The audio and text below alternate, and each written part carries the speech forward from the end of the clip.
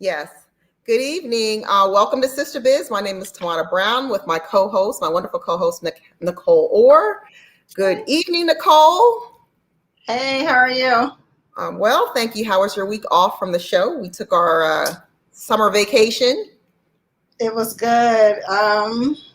But of course, activities continue. So there we have it. Yeah, So it's yes. like we weren't gone at all. Right. Yeah. Yeah, there was so much going on last week. Over the last few weeks, we just had to take a little breather. Just, family and just everything going on with the city and the nation. It just kind of takes a toll on you after a while. And so we certainly wanted to take some time out, for our self-care and to make sure we were handling business at home and for our businesses and.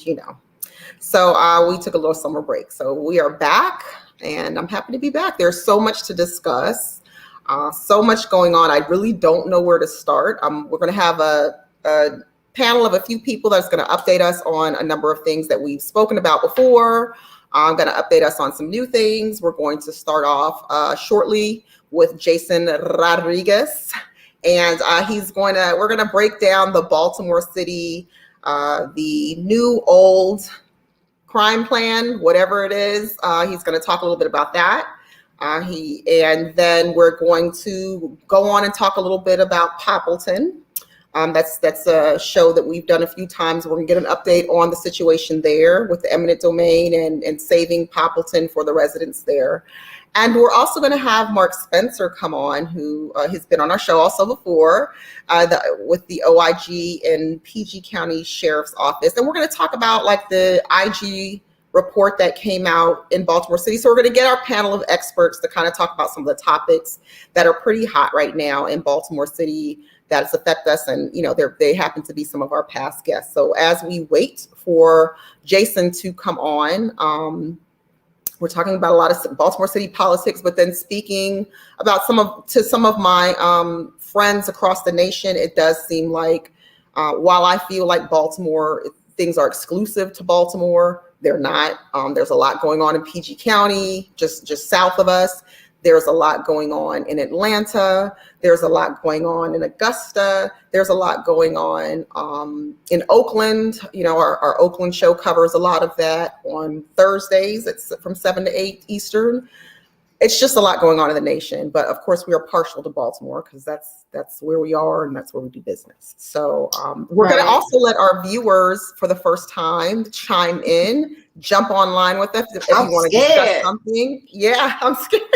So I'm going to put the link in this bio in the comments. And if you guys want to jump on, just make sure you're on. We're going to let you jump on the stream with us and talk about some of the topics. So again, we're waiting for Jason to come in to talk about the crime plan. I'm going to put some things in the comments. Nicole, you're going to discuss some of the things. I mean, murders are still up. They are.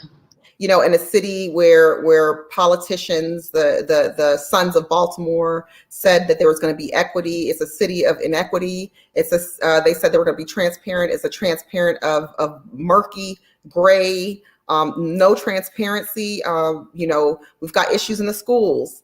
So you want to talk about maybe some of that with Sandalisa. I know there's some uproar there. It's just an unrest. I know it's an upcoming rally. I think it's the 3rd or the 4th of August, in protest of her heading the schools and asking for her to step down. There's been a host of different rallies that we've been abreast of having. I know Munir Bahar had a rally this past Tuesday. And then, of course, the transgenders, they've had their rally. I believe that was on I want to say Monday. And then last night it was the Fells Point town hall. So it's like rally after rally, town hall after town hall.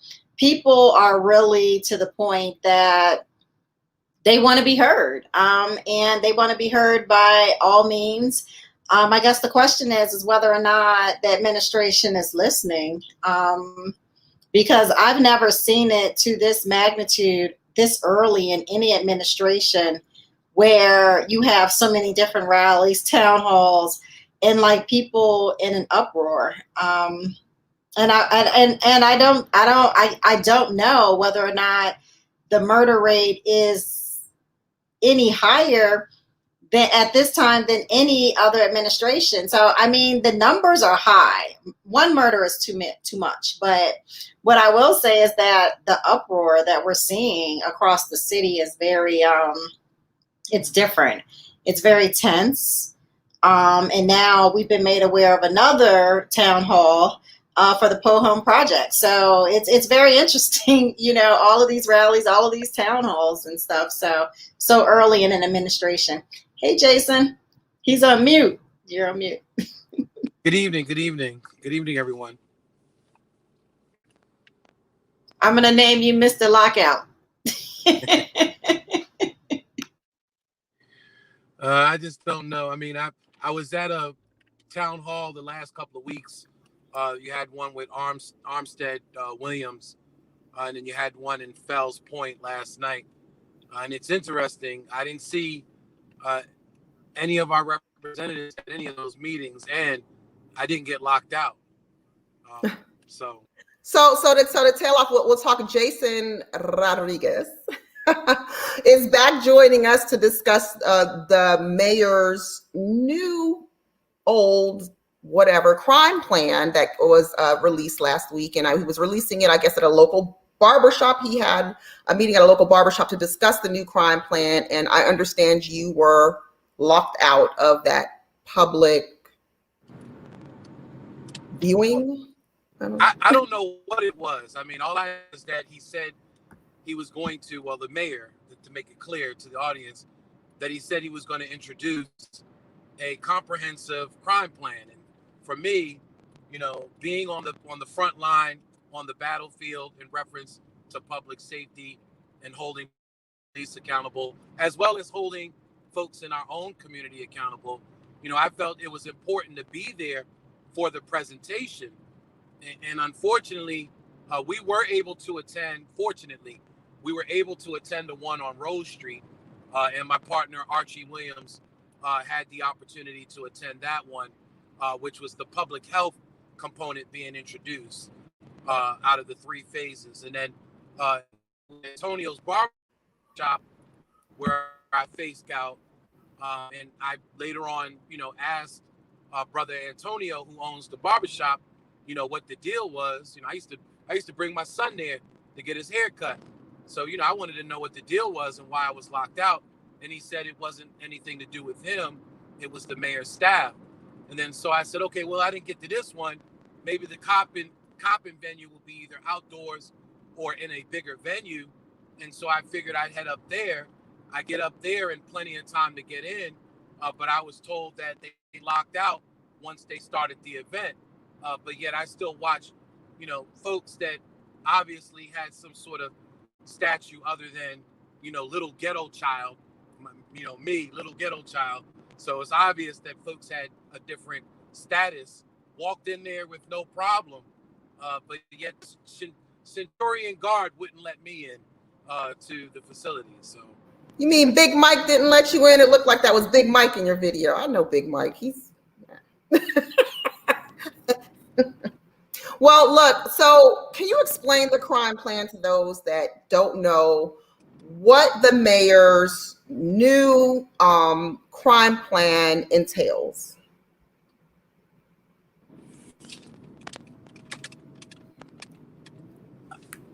I think I'm freezing up a little bit. No, you're good. We can hear you.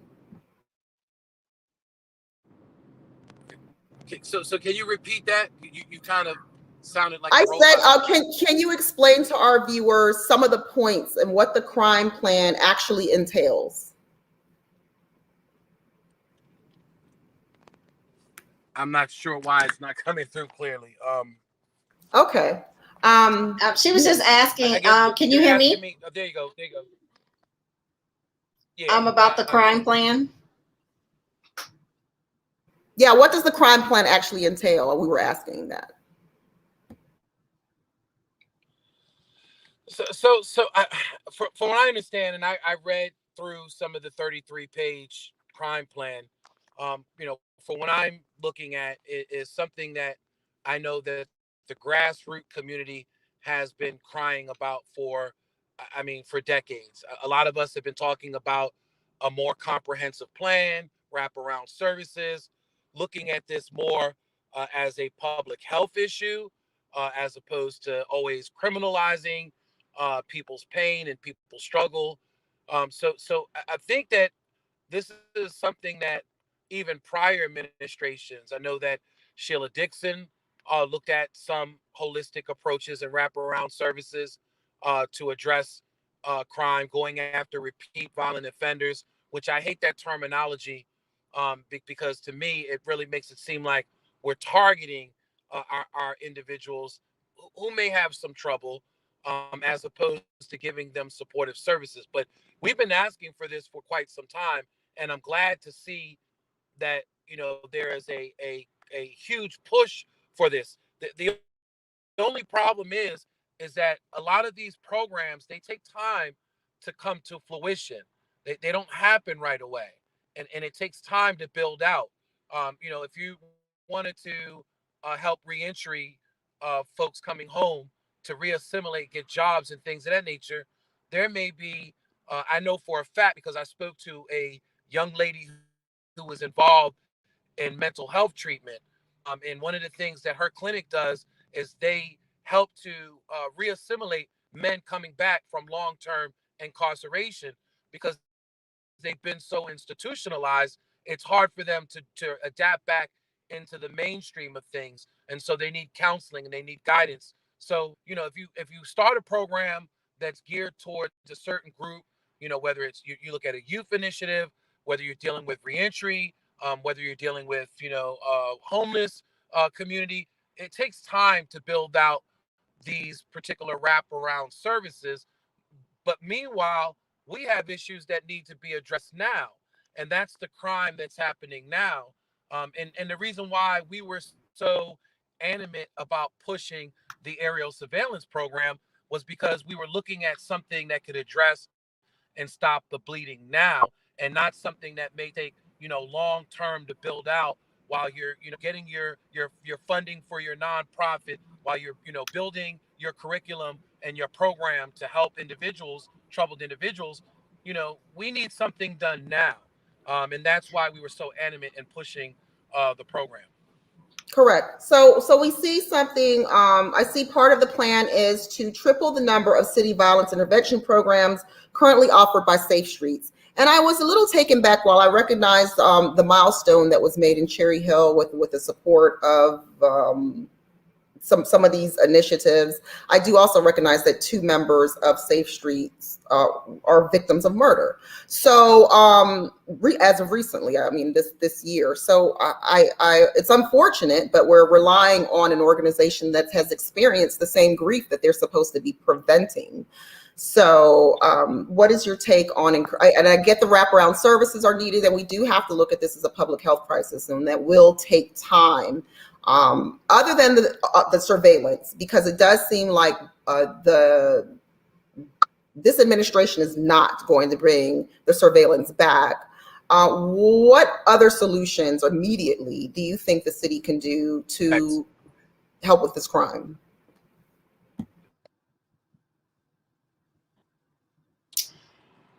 So unfortunately, let me start with the first part with the Safe Streets. So I support the brothers out there, whether it's Safe Streets, whether it's the ceasefire, whether it's the We Are Us. If anybody is waking up every day with the idea and the goal of making Baltimore a better city and trying to help folks within our community, I commend them.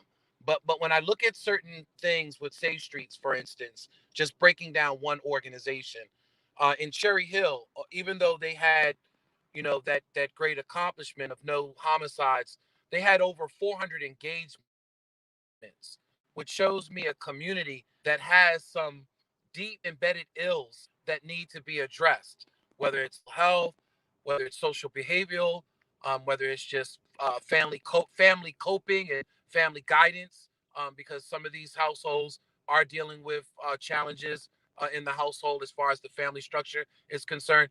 These these are what's needed in the community, and I think that they identify a bigger problem in our community.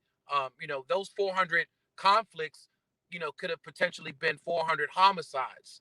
So, I commend them for what they do, but I also have to look at the history of Safe Streets. Safe Streets was birthed out of Chicago, but yet I don't see a huge, overwhelming success for programs like Safe Streets in Chicago.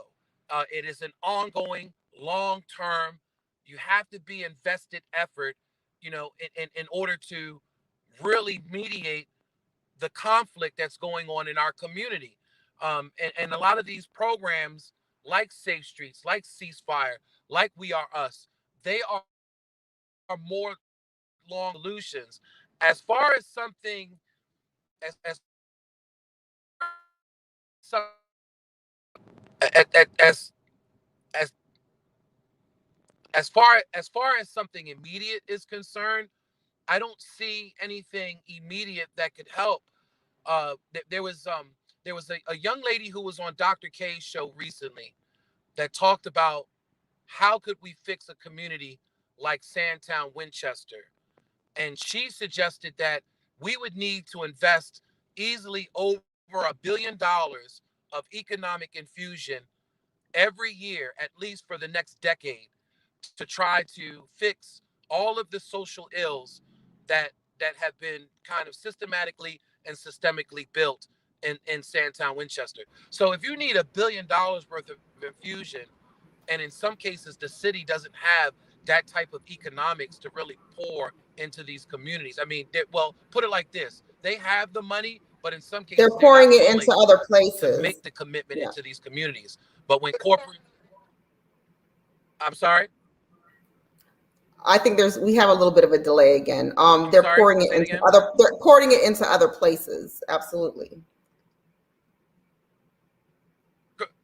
Correct. So when there's like corporate businesses that come in, we're quick to give hundreds of $1 million worth of tips and incentives, but we're not willing to put hundreds of millions of dollars worth of investment. So that was one of the biggest things that I was crying about during the whole Freddie Gray so-called uprising.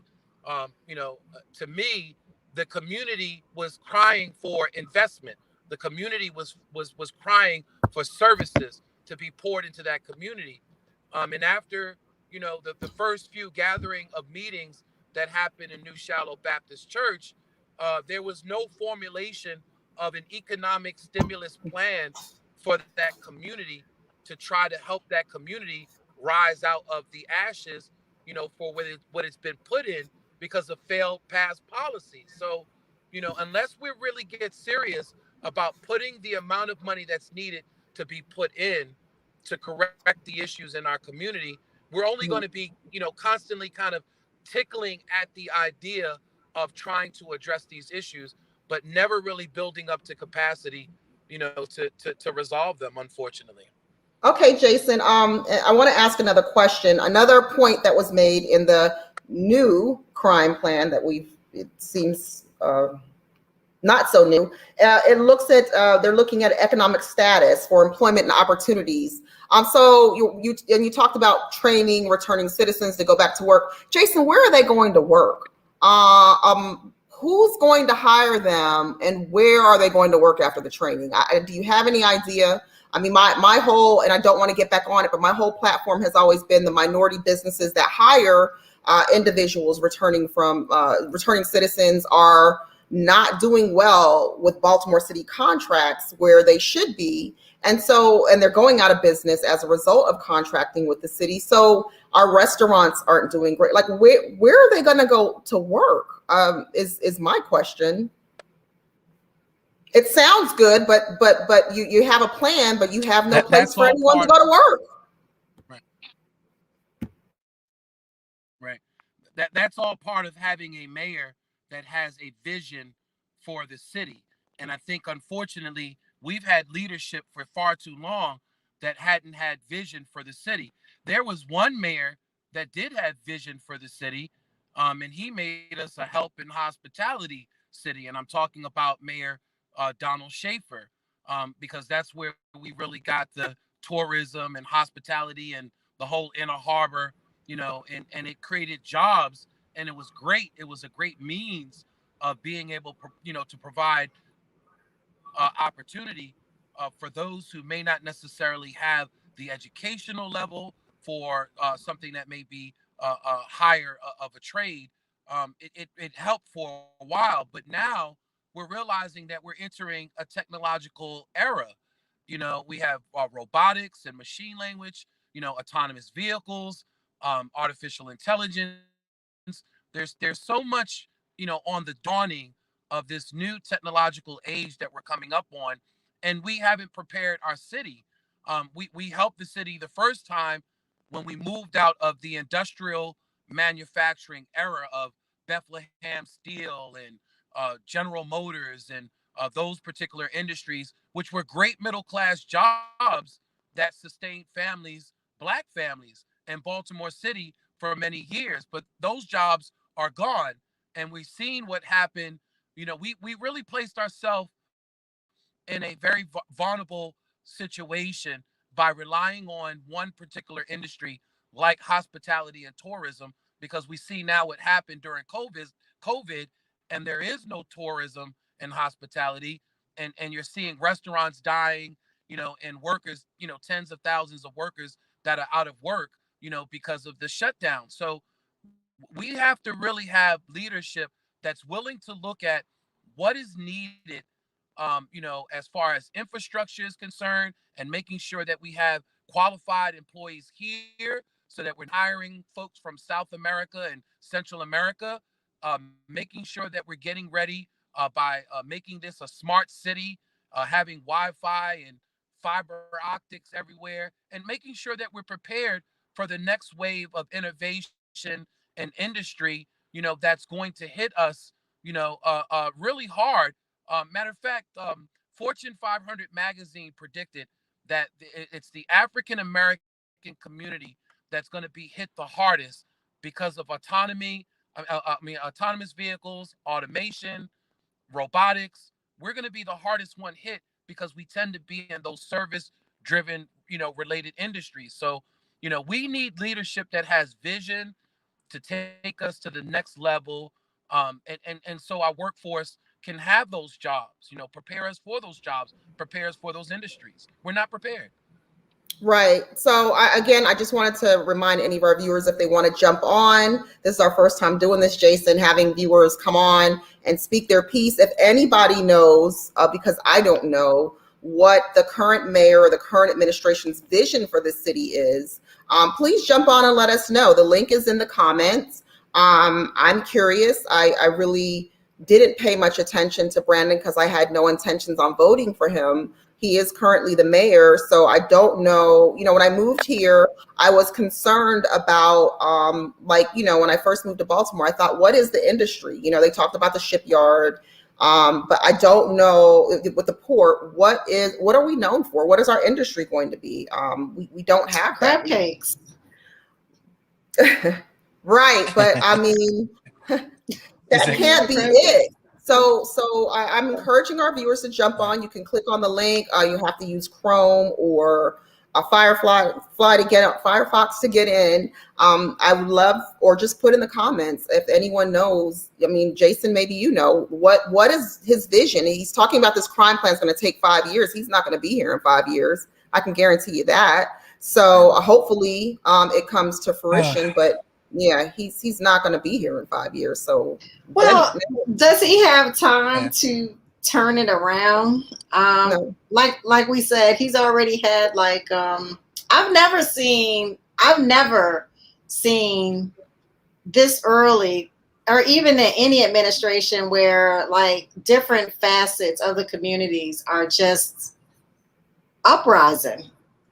Well, I'm gonna tell you, I think we got a little bit comfortable with Catherine Pugh. She seemed like a safe place, and then she did something very unsafe, and then she kind of robbed us once again. So here we are seeing this surprise where our elected official is committing a crime, and then we ended up with Jack Young / Kim Morton running the city, and nobody's even seen her or knows who she is. We had this invisible, I don't know, pirate, just throwing people over the plank. And so she was running the city for Jack. And so that it's that built up frustration. It's post Freddie Gray. It's police consent decree. It's gun trace task force. It's you seeing reports of every day on Fox 45 about the condition of our schools, and people can't read, people can't get a job, COVID. I mean, and then the Afro shows up, and he's just like, he's turned into this mute. Like during the election season, he was hot at the Board of Estimates. Bam, bam. He had all these solutions. He's out at protests. He's just everywhere. And now he's like jogging around the track, during Fox 45's town hall. And I know people don't like Fox 45, but I joked around today and said, look, I'd kick in the door, wave in the 4-4. If I was the mayor and they were having a town hall, I would be up in there like, what? What? I'm here. What? They're not going to have nothing to say. Show up. No one ever really wants to show up there. I don't know what they're afraid of. Even if Fox 45 was going to implant, people to agitate and ask questions, you still stand up there and you have answers. Give it to them, Right. So, I think of people have this thing about Fox 45, and I mean, they've done their dirt. But when it comes to putting out the current news events that are happening with the city, you don't see a lot of the stories in the Baltimore Sun. You don't see them in your WBAL. So unfortunately, they're telling the stories that a lot of us don't want to hear. And I get that. I mean, I understand. But at the same time, I don't think that they're doing it to necessarily tear them down. But we should be informed of these things. No, why are we mad at the outlet or the messenger? We should be mad at the message that it exists. You know what I mean? They didn't make the schools fail. They didn't make. Condoleezza did, and she keeps her job. And I think you had a real plan. And I think if you had a real plan, it wouldn't be an issue to defend it. But it seems like to me, and this is something that I warn all potential future politicians who want to go into office, if you know several years prior that you may be thinking about running for, city council or your district or the mayor's office, start drafting and forming a plan now. Have a comprehensive educational plan. Have economic stimulus or economic development plan, investment plan. Have a community development plan. Have everything. Brandon had 5 billion years. When you go into office, you're not winging it. He's not winging it. Brandon was sitting in city council talking smack for years, like he was ready. I'm ready. I'm ready now. I'm ready. I was even asking him, maybe you want to do city council for a president for a year or two? No, I'm ready. I'm ready. I mean, I got a picture of the day I asked him. I'm ready. He's ready. He had a plan. What happened? I mean, come on. She got receipts. He said that at the Ashburton Area Association. But why he told me that he was ready. Why weren't if you had a plan, why weren't you introducing it? Why did it take 234 days for you to introduce a comprehensive crime plan that really, most of us, we realize this is a regurgitated, this is a no-brainer. But then he lied because he said he had a plan when he was running. This particular comprehensive crime. Sorry, Baltimore needs jobs. Sorry, guys. 234 days to introduce it. That doesn't make any sense. We need jobs in Baltimore. What is our plan in reference to education? Our students are failing at alarming, troubling rates. And we know that when our children fail, they just go straight down the school to prison pipeline, and there's no for our educational system. Hi, Jason, I want to take a moment to introduce Mark Spencer. I know you only had a moment. Thank you for joining us. If you want to stay on, Jason, I did want to ask Mark, he's an expert in so many areas. Mr. Spencer is joining us. He's worked with the police. He works with the sheriff. He's OIG. He's a civil rights attorney. He does it all. What are your thoughts, Mark, on the area surveillance, like the plane that Mr. Rodriguez feels is an immediate solution to a lot of the crime the city has? And I know you weren't prepared for this question, so you can defer if you'd like. Well, so I did read the court opinion talking about the surveillance. First, I've been a law enforcement executive for a number of years. Aerial surveillance with a plane doesn't work. And I point to the example in the military.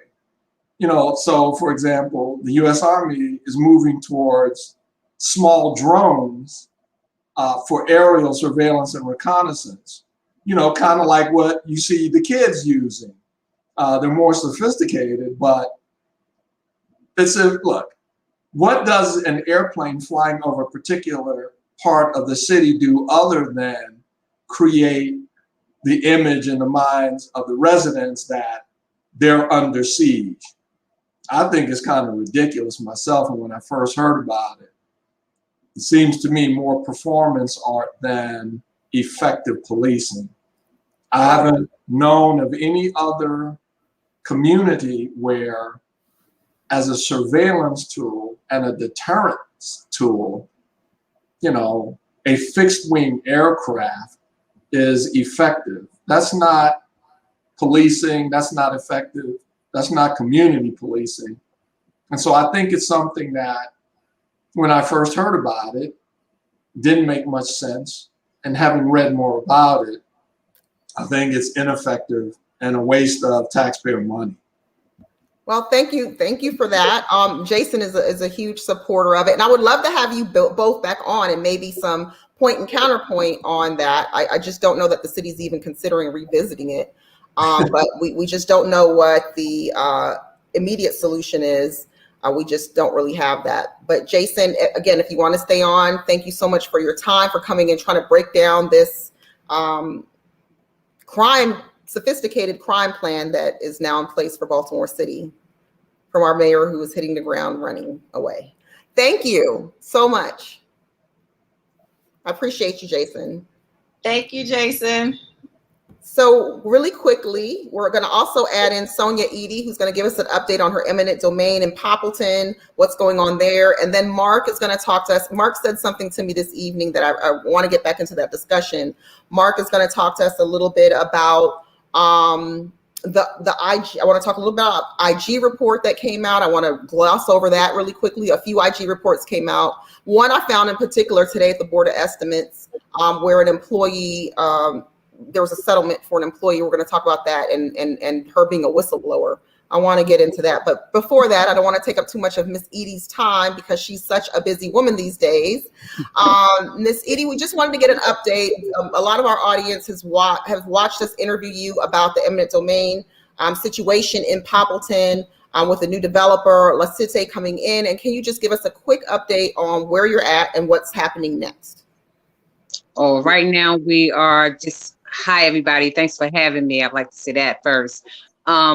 But right now we are continually working on how to uncover, all of these details of this eminent domain and the cause and effects that it's had on Poppleton.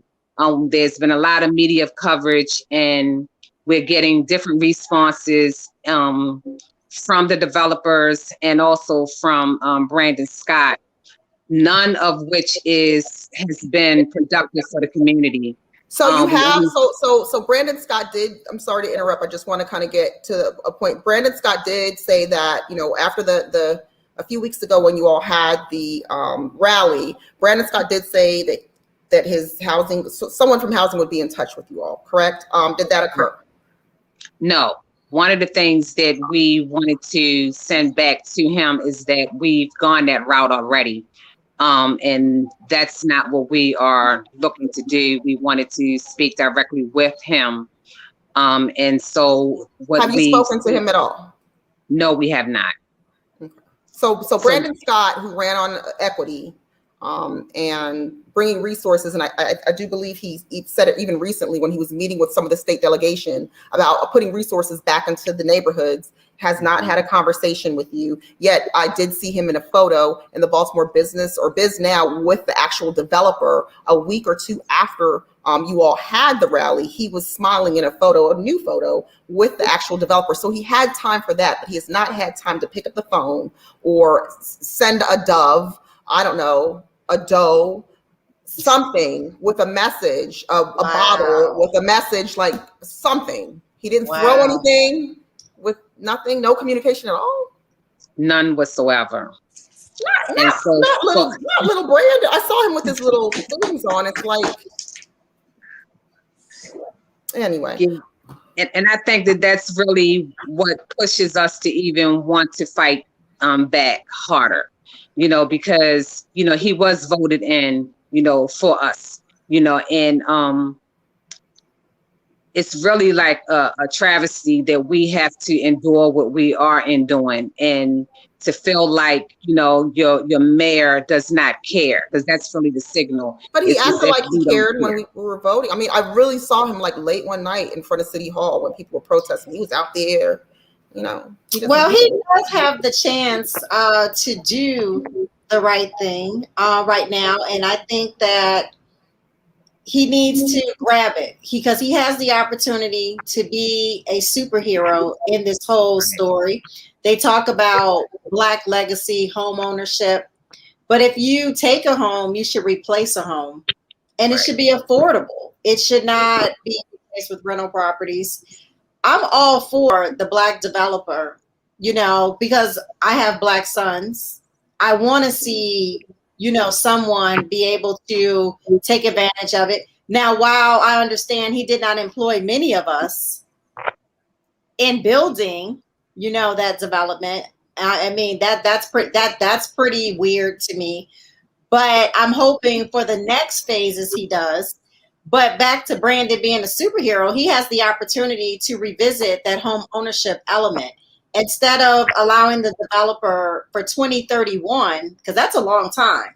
Mm-hmm. If you're moving out in 2021 is a long time to bring home ownership. So how about we move that phase up a little bit? So is that the plan, Sonia, to move to, what is the plan? Because right now, I guess the Sarah Ann Street homes, those beautiful homes, they are planned to be incorporated into the design what the developer is working on?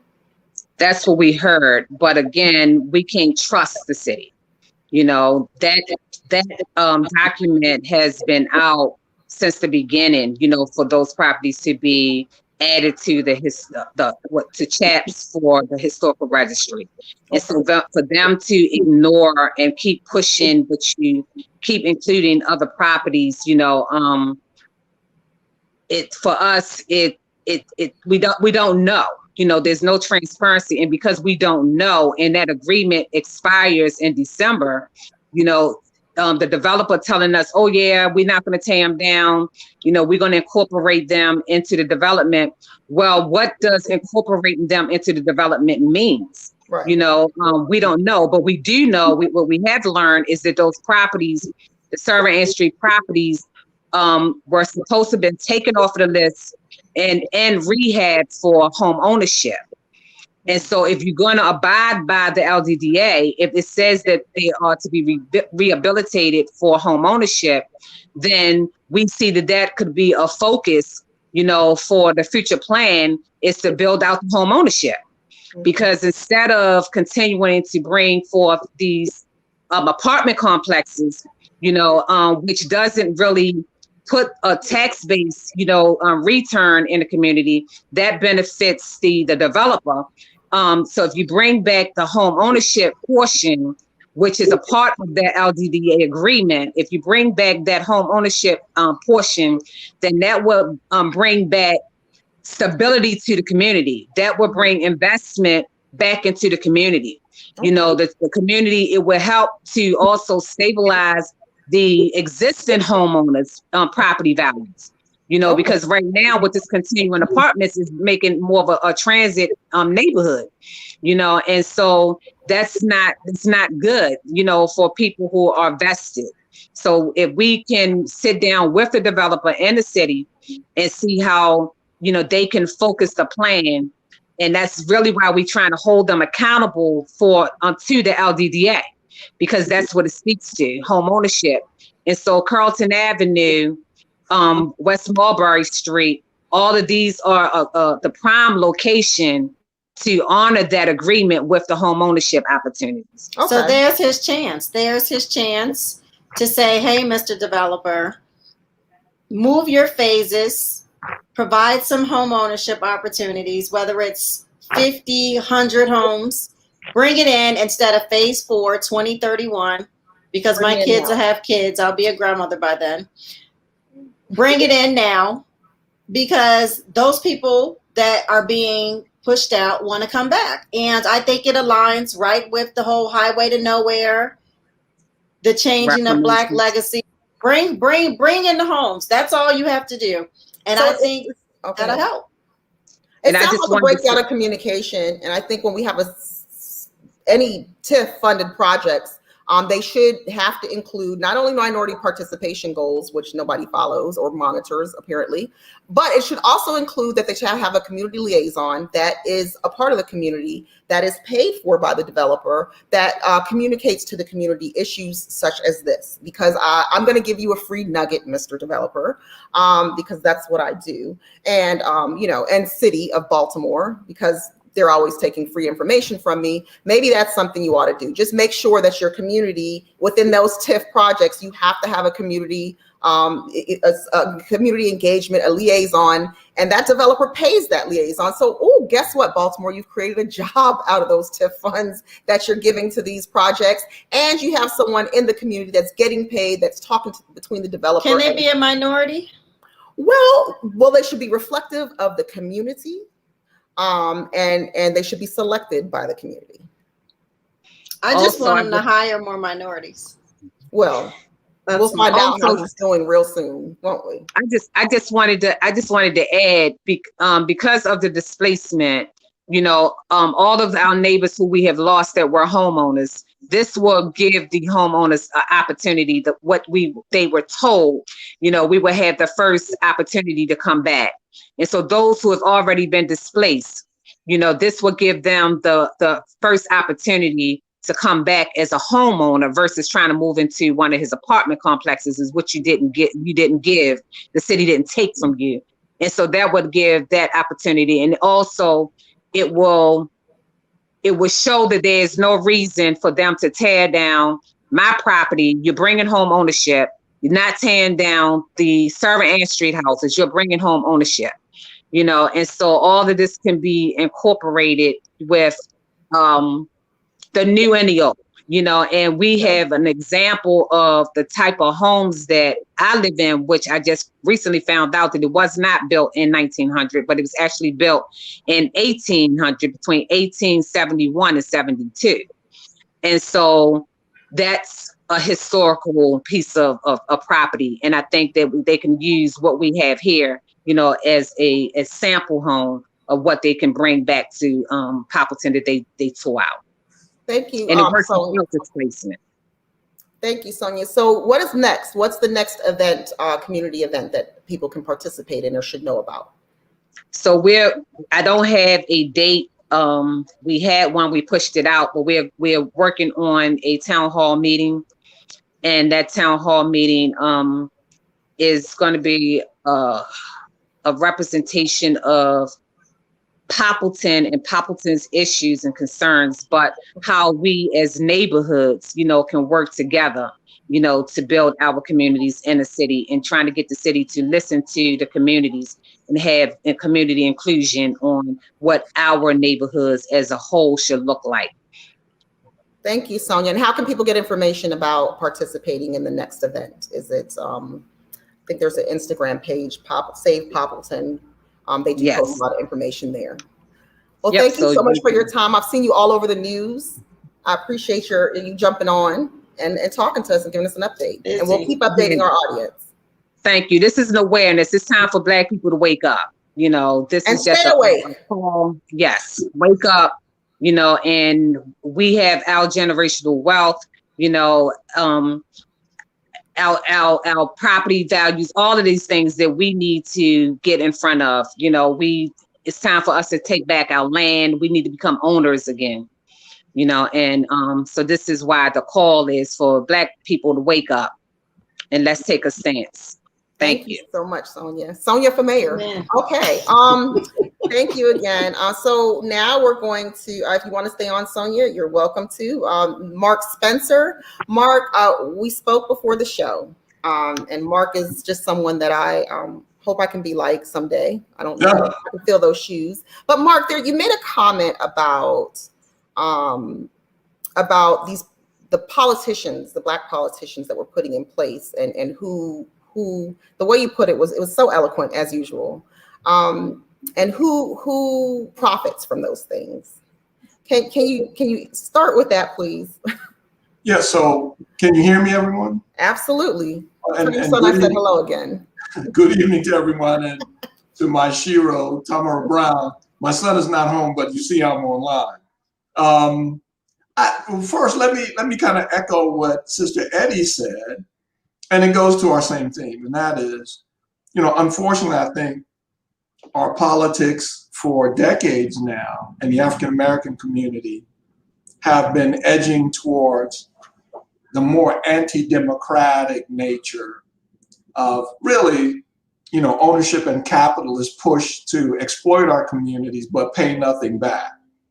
And so, to Sister Eaddy, from a legal standpoint and, civil rights standpoint, whenever government spends your money, taxpayer dollars, tax incentive financing to assist private development, there are laws about that. We have a whole procurement structure that requires auditing and reporting and public comment. That's the law. Even in Baltimore City, they have to comply with the overall state law for that.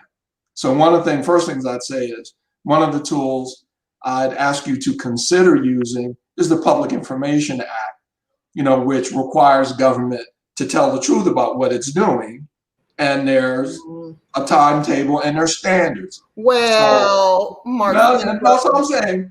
So what I'm saying is, he likes their that law department will say, they make a lot of excuses. Well, this is true, but the fact is, and I told Tamara about an example here with some of our police officers who filed a complaint of discrimination against the county and our own police department for promotion and discipline.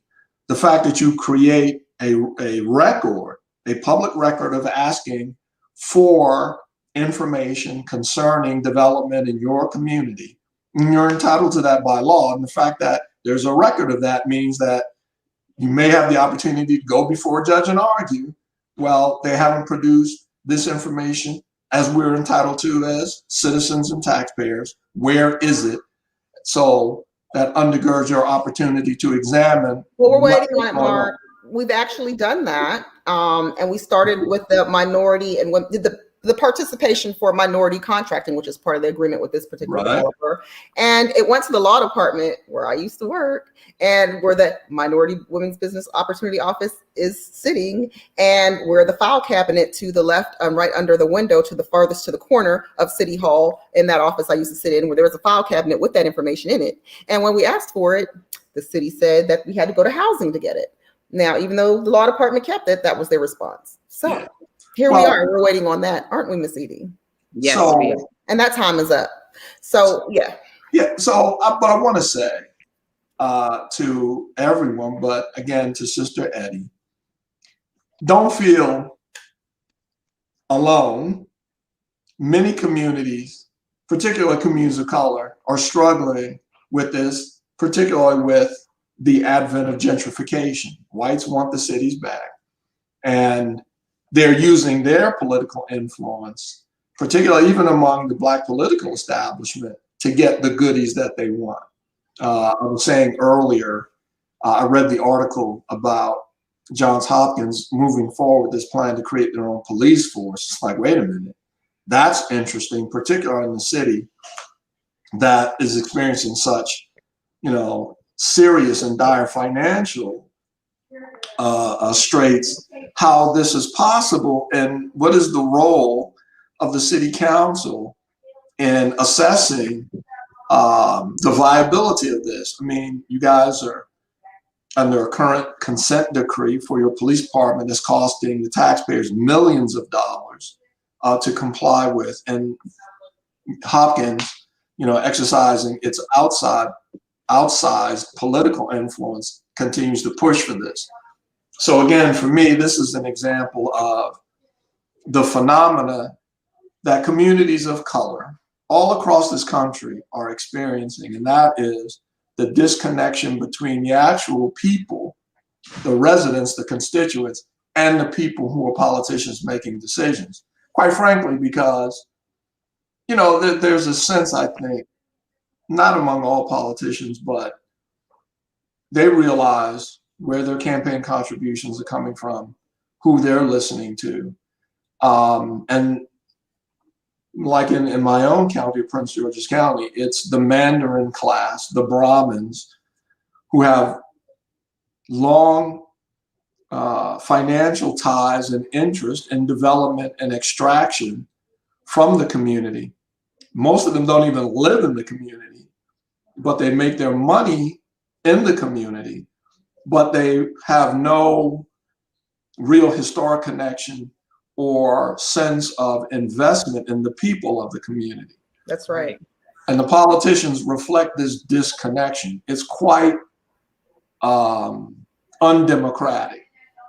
Democracy says that it's the will of the people that are supposed to be reflected in what the political establishment does.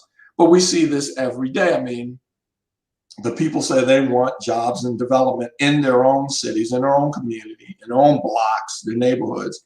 And somehow you have a political establishment, a Black political establishment, that says, well, that's not what's best for you. And let's look at Baltimore City, right? Just over, if you take a 30-year snapshot of the city, the loss of jobs, loss of industry, a crumbling public school infrastructure where the state has said and made promises to revitalize the schools. Why hasn't that happened? Yet major economic projects like waterfront projects with corporations like Under Armour go forward full stop, full steam. And tax money, tax incentives are given to private businesses. But yet, when we talk about, for example, let's create a public workforce that repairs roads, repairs schools, rehabilitates homes, as you are talking about. Why is that off the table in terms of public investment? Why can't public dollars be invested in training city residents to do that work and invest in the rehabilitation of housing to make it affordable? It can be done. It has been done. Why not? And that's because the political establishment doesn't listen to what the residents really want. And because there's a certain level of disrespect as well. In my own experience in talking with the political establishment, I think among a number of them, there's a sense that the people really aren't smart enough to know what's best for them. So we really shouldn't listen to them, which is wrong, but it also evidences, in my opinion, a sense of entitlement and elitism that is not borne out by the facts. And so this is a dangerous, I think, mindset among our political class, where they really are working for someone else and not community empowerment and betterment. Absolutely. And what that means is that, so I think it is multi-pronged. One of the things that, I'm working with Tamara and others is about building up our ability to support people who will work for a community. That's our responsibility. We got to work and identify the right people in an organic way, a ground up way, people who really are from the community, who have worked well for community, and who are not just presented to us by the powers that be. Well, that's what Brandon Scott told us he was. You know, he's from Park Heights. He's from Park Heights. He's had a gun in his head. He's young. I'm from Park Heights. Blah blah blah. I mean, it happens all the time, and that goes on with Kamal. Thank you for that question. It's like, how do we vet candidates that will work for our best interests? It's just, I mean, we just don't know. It just seems like it's a bunch of game, and nobody sticks to what they're going to say. And I don't want to get away from this really quickly, Mark, because I really wanted to have you on just to get really quickly into a new a report of a settlement today in the Baltimore City Board of Estimates. Everything goes to our spending board, and I'm going to quickly highlight this to say, according to the BOE agenda today, on July 28th of 2021, which was today, Sharon Phillips sued the city for race and age discrimination and violation of the city's whistleblower statute. She says that after she was promoted, her salary was not in line with the salaries of men who had been promoted, and I'm quoting the Fox News article. Additionally, claimed that she was fired after she reported fraud and abuse to the Office of the Inspector General, according to the meeting agenda. Now, I wanted to talk about that really quickly because, you know, I think there's an issue here. And you as an Inspector General, our Inspector General, the city voted to have this independent Inspector General that didn't have the influence of the politicians. And I hear Isabel Cummings often say, well, she can't investigate things if she doesn't get a report. I don't know if that is required or not. I really don't know. I doubt that it is, but that is typically what she says. And we have an instance here, Sharon Phillips. It's named here in the article. I'm very aware that she worked for the Department of Public Works. I'm very aware that there were issues with water billing, and I do believe that's one of the issues that she brought forward to the Inspector General. People are still being billed excessive amounts of money. I believe this settlement was to potentially keep her. She probably can't discuss this any longer. I do. So my issue and my question is, number one, Isabel Cummings. I'm asking Isabel. I'm asking you, Mark. What happened to what this whistleblower did present to you? There has not been a full report done, from my understanding. And when an Inspector General has all of these reports coming in, again, I will say on the record, I have submitted at least 3 reports that I still, at least 3. In addition to the ones that she did report on while I work for the city that I still haven't seen come out yet. So you have this unfettered discretion, okay, to decide what becomes a public report and what doesn't. And you have this independence, yet it does seem to me, and I was a huge fan of Isabel working there, but if whistleblowers like Sharon are displaced and put out, and a lot of whistleblowers are disappearing, it is like, you become Casper. You become a whistleblower in Baltimore City, you're going to be gone. And how I know? Yeah. So you're Inspector General, and you have a whistleblower that's just blowing things up in the department there, and then they disappear. Does that cause some concern for you? But why they tell her name? So they tell your name. Settlement. No, I'm saying, yeah. Like, how did they know? It was how did they? And like, the report never came out. Yeah. How did they even know to retaliate against her? I mean, but before that, Mark, I mean, like, are you concerned when your whistleblowers start disappearing? Doesn't it look retaliatory? Do you do something about it? So let's go down the list very quickly. So the first thing is, discrimination in employment, and particularly disparate pay issues for women, that's still a real issue. Now, I don't know of a jurisdiction that doesn't have an equal pay statute. And by the way, equal pay is now the law of the land. Obama signed the Lilly Ledbetter Act. And so my expectation is that states and cities are following that. And, we have position descriptions, we have standards of procedure. So the classification of work, if a person is doing that work, then they should be paid at the same scale as any other person, regardless of gender. So let me just say that right away. With regard to the disappearing of whistleblowers, so as an IG, your first responsibility when you are reviewing a report or receiving a report or complaint is just to verify that it's factual. Once you have done that, then the IG's responsibility is to investigate that. But as far as, and here again, this is my view of official responsibility. That should be published and people should know about it. because there are other people who are probably impacted by that activity who may be able to add to the discussion or shine light or provide further evidence of what's going on. And so, you know, so you're saying all reports, if it's factual, should come to light, not just the ones you pick and choose, but everything that's transparency. Everyone should be able to see what's going on, because we don't know what she has and didn't have and decided to report on and didn't, whether it's factual or not, we don't know.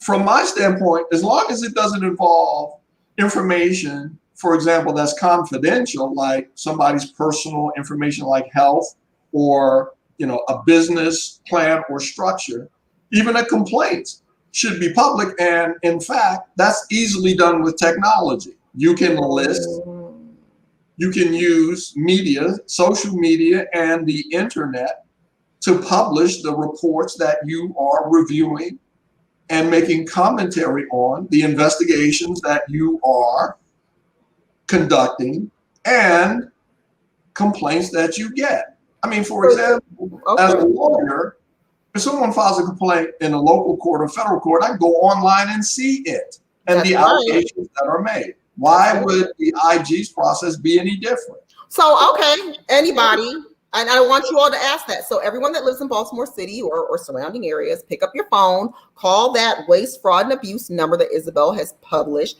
call city council, call whoever you can, call your mama, call your daddy, call your sister, call your cousin, and ask, why can't we see everything? Why don't we know what specifically we don't know what Ms. Phillips was even reporting on. Again, it's about the water bill and it's still not fixed.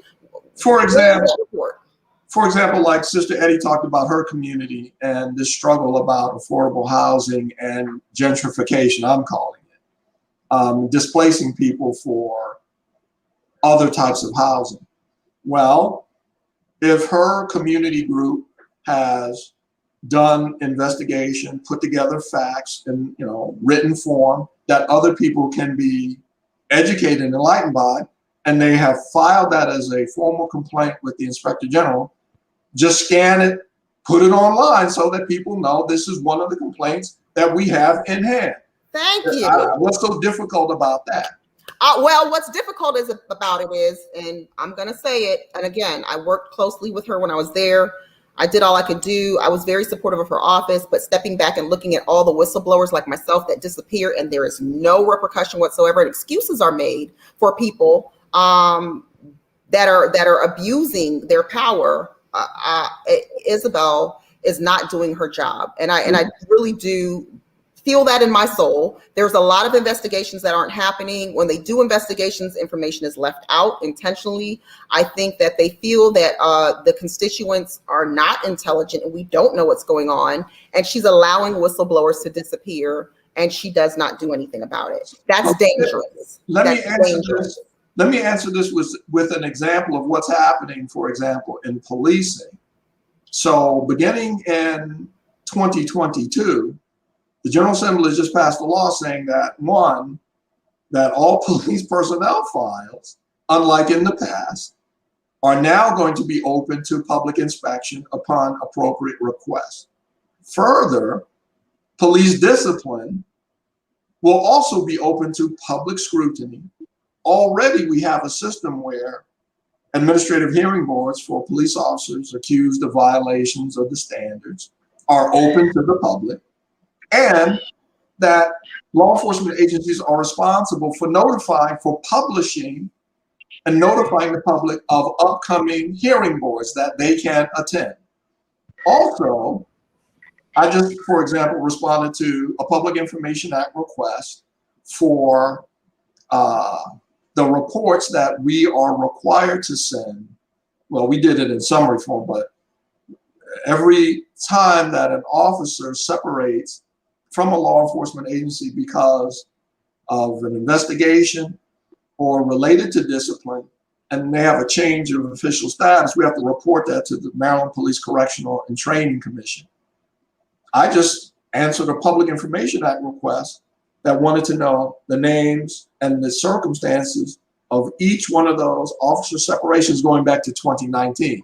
Wait a minute, so Mark. If policing is doing that, why can't— Wait a minute, Mark. Are you saying names? Because I wonder why our reports. So here's what I know, because I've been part of getting some reports. What happens is they do a huge 60-page report, and then the public sees 3 pages of that, and they condense it. So they write essentially 2 reports, a public report and with all the information in it.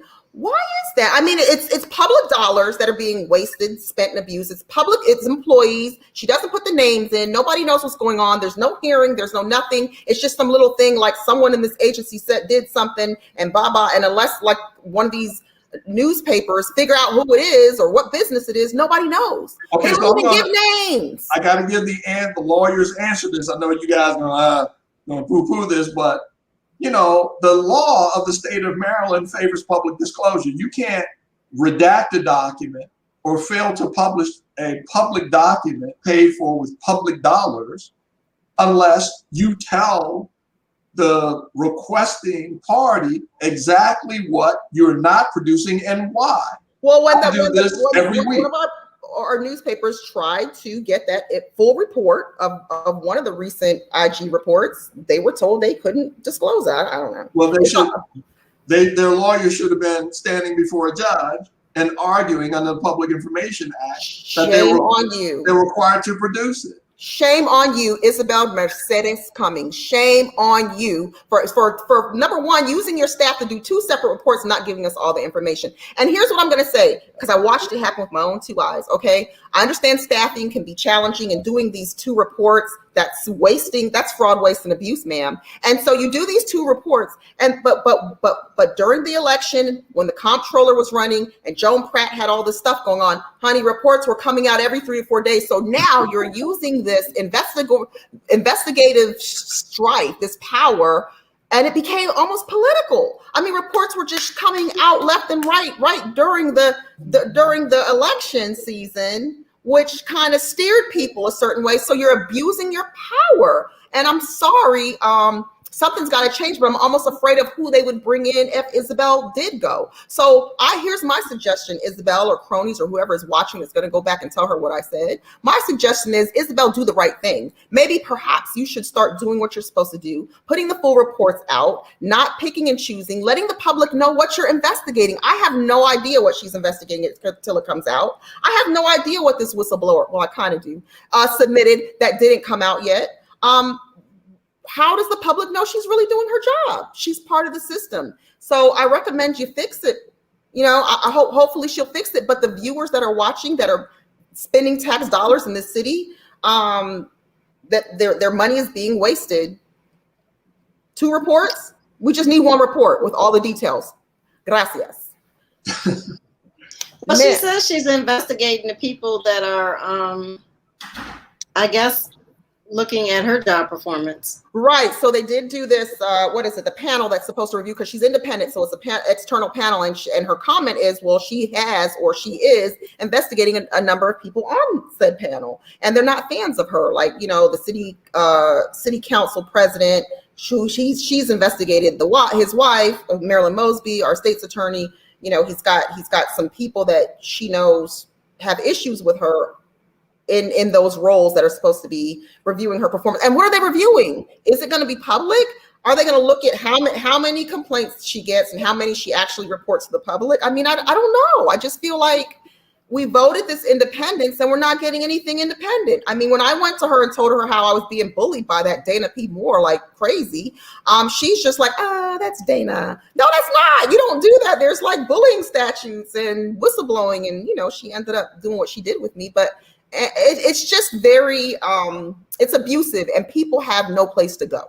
Like, people have no one to report to that they can really trust. So, you know, to make it very clear, so, you know, even in the law, ongoing investigations within that IG's jurisdiction, she or he does not have to disclose the substance of what is being investigated before they are prepared to make a final report.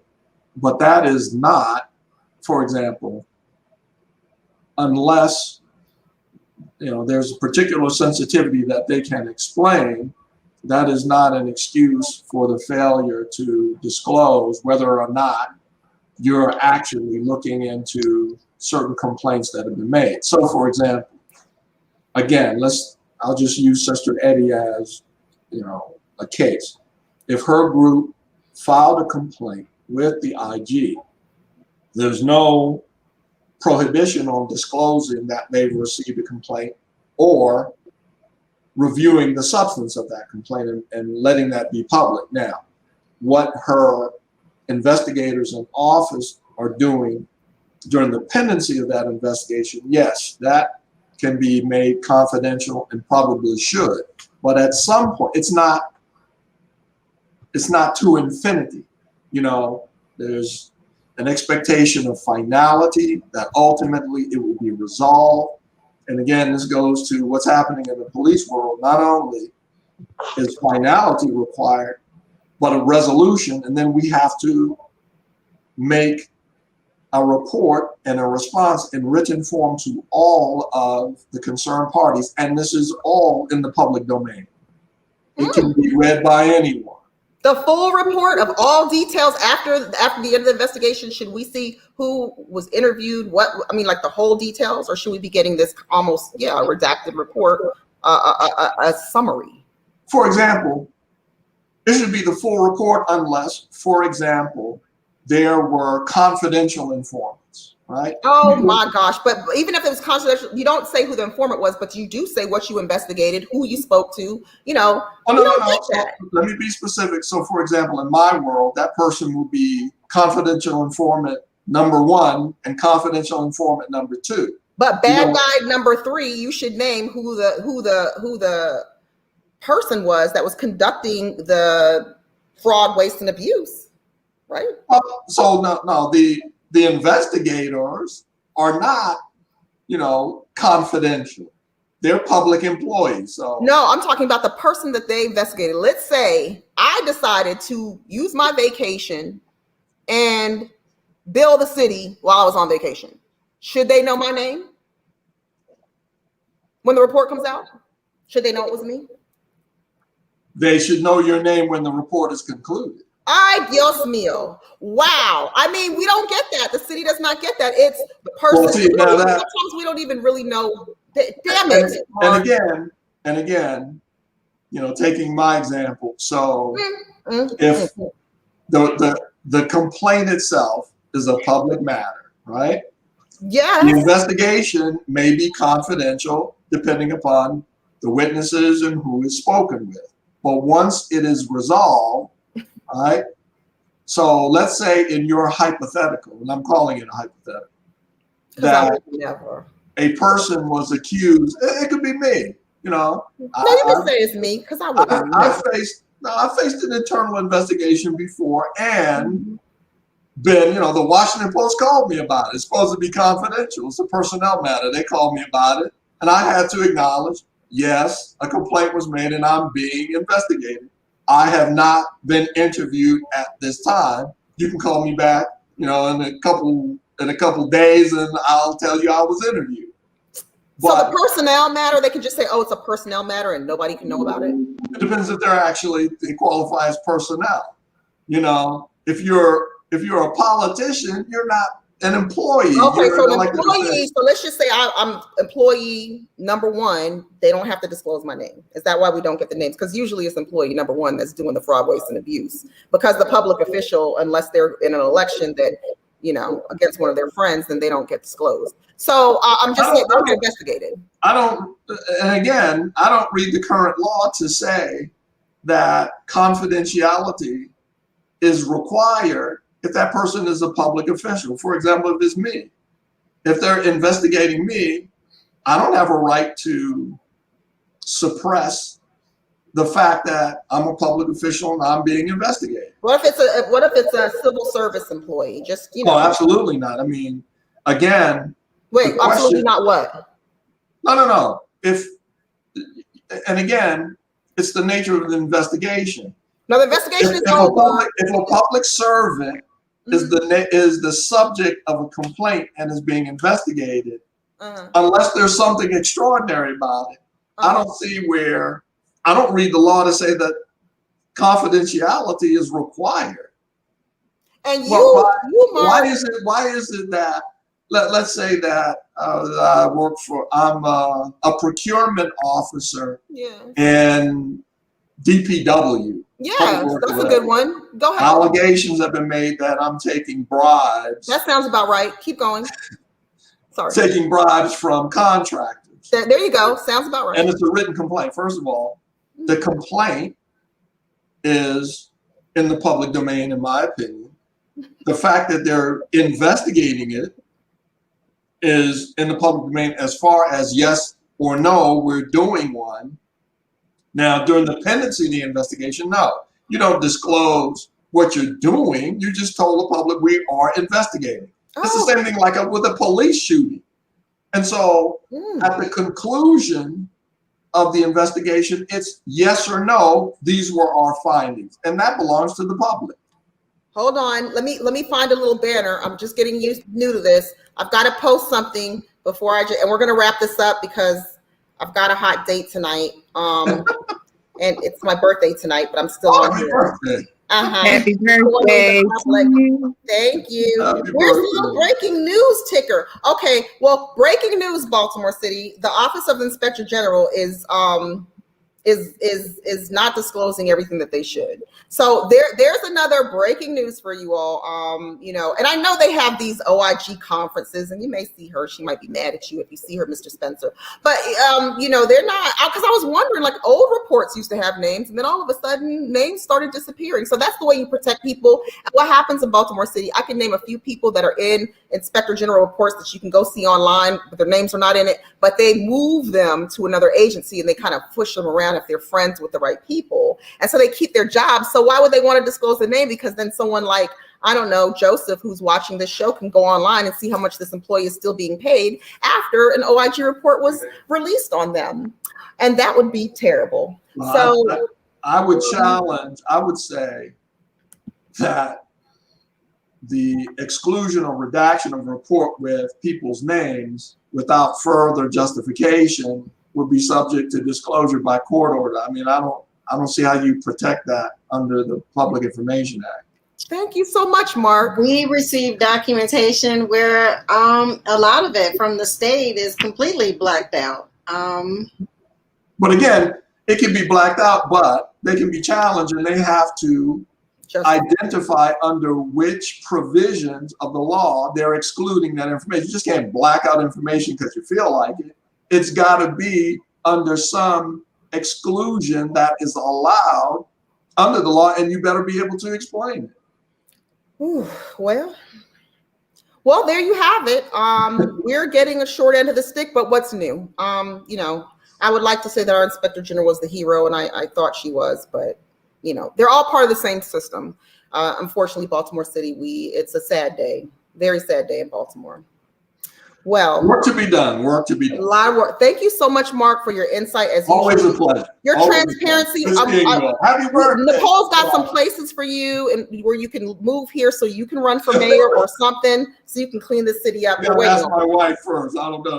I really don't make any decisions here. We need you. I just live here. And the fact that you even admit that, we're down with you. So thank you, Sonia, for your time. Thank you, Nicole, for putting up with my antics. Thank you all for putting up with me tonight. I'm always like, why? Thank you for creating this platform for us, Tamara. Sure. And happy birthday. You look beautiful. Thank you, Donnie, for creating this whole platform. And he'll be back really, really soon. Nicole, you want to take us out tonight? We're just wishing for the best. Anyone that wants to come out and join Miss Sonia, definitely stay tuned to Organize Poppleton. Is the Instagram, and yeah, I just encourage Mr. Developer and Brandon Scott. It's a chance to do the right thing, to provide some home ownership for those people. That's all they're asking for, is the chance to be able to purchase a home and continue their Black legacy. So, and I think that's what we all kind of want. I would agree, somewhere where our kids can inherit our assets, So You know, I think that everyone, they're up for the fight if that's what they have to do. But I think it could be easily mediated with just a little bit of communication across the fences and more transparency, Baltimore. Because, I mean, when people, I'm looking at a lot of the documentation, and to take these black eraser markers, I mean, I have them. I have a bunch of them because this is what we use in my business. Can you see it? It's just wrong. It's wrong to redact those names and things. So let's start having a little bit more transparency. You can't have equity without transparency. So I just want us to build. I want everyone to be able to own a home if that's what they want to do. And we're going to say good night because it's her birthday and she's got to get out of here. And Miss Sonia, I'm not going out in Baltimore if y'all trying to look for me. You know, these politicians and their little cronies. I'm not doing it. I'm going to run somewhere else. So don't look for me. I don't like letting them know when I'm leaving the house. Okay. Good night, Sonia. Good night. Thank you. Good night. Good night. Good night, everybody. Good night. Bye.